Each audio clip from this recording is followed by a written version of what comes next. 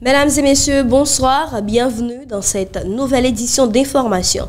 À la une, aujourd'hui, Israël ravive les tensions autour de l'annexion de la Cisjordanie pendant qu'un nouveau conflit territorial surgit entre la Thaïlande et le Cambodge. L'Ukraine tente de rassurer sur son engagement anti-corruption et en Afrique, les procédures contre l'ancien président gabonais se multiplient.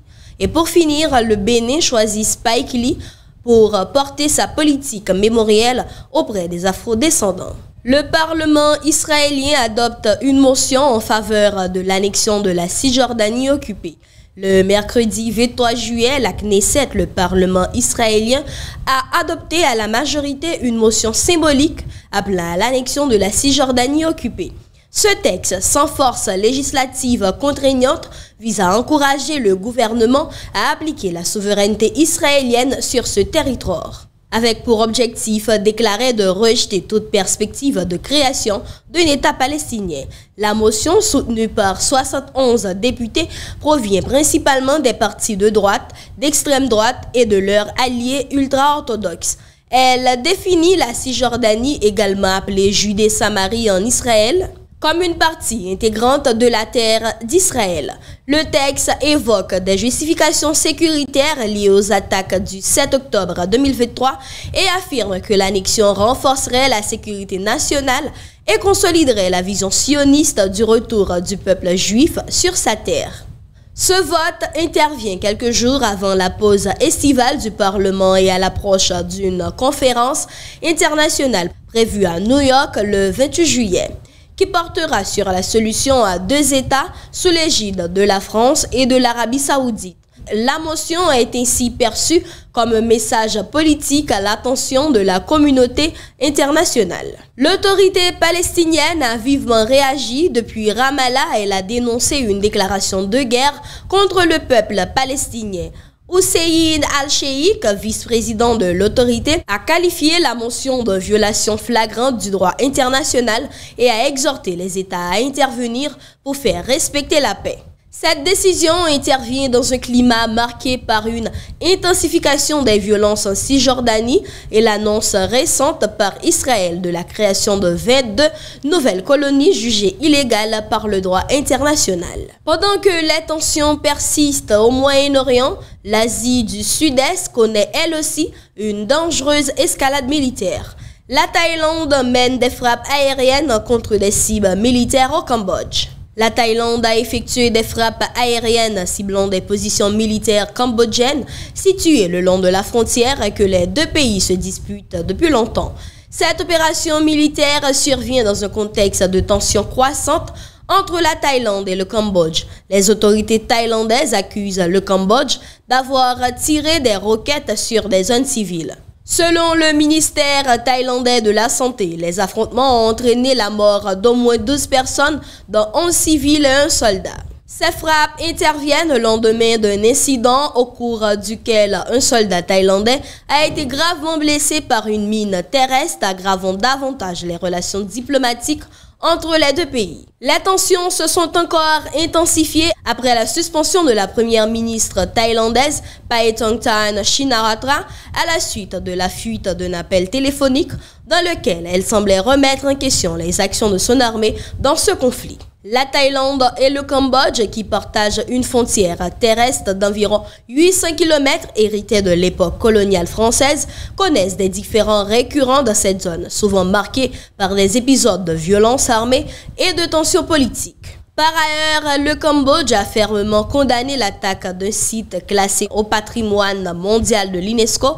Le ministère cambodgien de la Culture et des Beaux-Arts a dénoncé les frappes qui ont endommagé le temple Preah Vihear, qualifiant l'incident de violation grave du droit international. Les autorités cambodgiennes évoquent de possibles crimes de guerre, soulignant que le temple représente un relieu du patrimoine historique et culturel national. Sur un autre front diplomatique, l'Ukraine tente de réparer une crise de confiance sur un sujet crucial, la lutte contre la corruption. Volodymyr Zelensky propose une nouvelle loi pour garantir l'indépendance des institutions anticorruption. Le président ukrainien Volodymyr Zelensky a annoncé ce jeudi 24 juillet avoir approuvé un nouveau projet de loi visant à renforcer l'indépendance des institutions anticorruption du pays après les critiques suscitées par une précédente réforme perçue comme réduisant leur autonomie. Ce nouveau texte, qui doit être soumis au Parlement de la journée, prévoit un renforcement du cadre juridique encadrant les principales agences de lutte contre la corruption, notamment le Bureau national anticorruption et le parquet spécialisé anticorruption.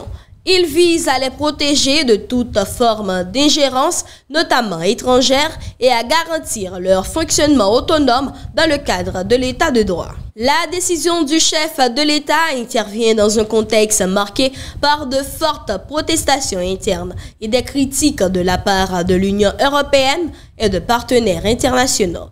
Ceux-ci avaient exprimé leurs préoccupations concernant une précédente loi adoptée au Parlement, considérée comme une tentative de mise sous tutelle des organes chargés de lutter contre la corruption. Zelensky a précisé que cette nouvelle proposition s'inscrit dans une volonté de consolider l'indépendance du système judiciaire et des agences de sécurité, tout en affirmant leur résilience face aux menaces extérieures, notamment russes. L'Union européenne a salué cette initiative, rappelant que l'indépendance des institutions anticorruption reste une condition clé pour le soutien international à l'Ukraine, tant sur le plan financier que dans le cadre de son processus d'adhésion à l'Union européenne. Tandis que l'Ukraine tente de consolider ses institutions, le Gabon, lui, est confronté à une vague de recours judiciaires liés à son passé politique récent. Les procédures judiciaires contre Ali Bongo se multiplient à l'international.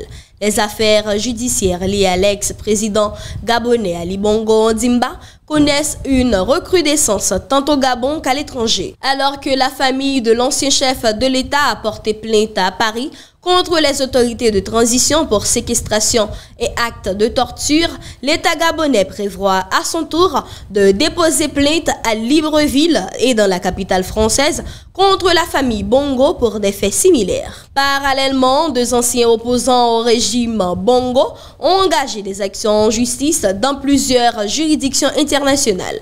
Il s'agit de Landry Amiang Washington, cyberactiviste emprisonné de 2016 à 2020 pour outrage au chef de l'État, et de Bertrand Zibi Abégué, ancien député et opposant politique détenu pendant 6 ans pour violence et détention illégale d'armes à feu. Tous deux ont annoncé avoir déposé des recours judiciaires à Londres, Washington, Bruxelles et prochainement à Paris, visant directement Ali Bongo. Pour Bertrand Zibi, ces démarches visent à faire reconnaître les abus commis sous l'ancien régime. Il estime que l'ensemble des victimes doivent obtenir justice pour les violences, spoliations et violations des droits humains subis pendant les années au pouvoir d'Ali Bongo.